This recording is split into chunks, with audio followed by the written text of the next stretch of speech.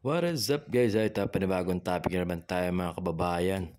Regarding ito mga kababayan, dito nga po sa 37 empleyado nga po ng Davao City Hall sa pamumuno yan ni Mayor Sebastian Duterte mga kababayan, na mga nagpositibo sa mga ipinagbabawal na gamot.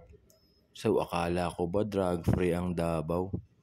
Pero bakit ganun Mayor Baste? Parang nasa bakuran pa ninyo ang mga gumagamit ng ipinagbabawal na droga, at bakit napakarami? 37 katao, mga job order at mga regular magkahalong mga empleyado ng Public Safety Office. Ano yun? Paano nangyari yun mga kababayan? Ano sa tingin nyo? Kailangan bigyan ng action yan. Yung mga ganyan dapat pagsisibakin. Sa bagay, nabalitaan ko sinibak na nga po yung mga ibang nagpositibo.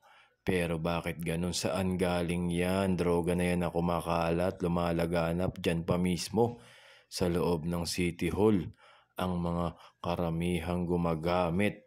So kayo mga kababayan, anong masasabi nyo dito? Comment down below nyo at panoorin nyo po itong video na ito. 37 kapersonahe sa Public Safety and Security Office sa Davao City nga pulos mga job order workers ang nagpositibo sa illegal nga droga.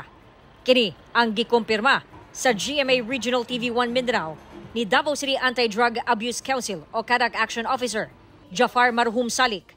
Ang mga nagpositibo kadaghanan na assign sa Civil Security Unit nga mao'y gatabang sa pagpatunhay sa kalinaw o kahapsay sa syudad.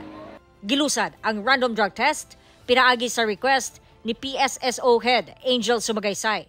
Ang unang hugna gilusad niadtong Mayo 3, samtang ang ikaduhang hugna gipahigayon niadtong May 13 sa Almendras Gym. Sumala ni Sumagaysay, natanggal na sa trabaho ang mga nagpositibo. Iyaha matud pang girekomenda ang pag-terminate sa ilahang contract of service sa City Mayor's Office pinaagi sa Human Resource Office. Dili daw pwede nga dunay masagol nga nalambigit sa illegal sa ilahang hanay. Ilabi pa nga kabahin sila sa security cluster. Very frustrating. Ang isang sa gina-emphasize na po din kinang avoidance from illegal activity. Isa na din ang using illegal drugs.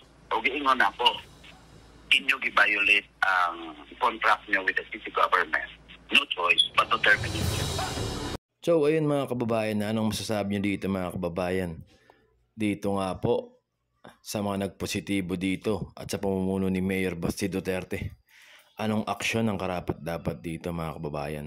Aksyon laban kung saan man nakuha yung mga pinagbabawal na droga na yun.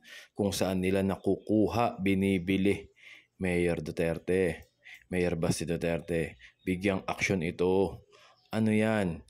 Sino ba ang naghahari-harian dyan na nagkakalat ng droga na yan? At mismong sa bakuran mo pa sa City Hall.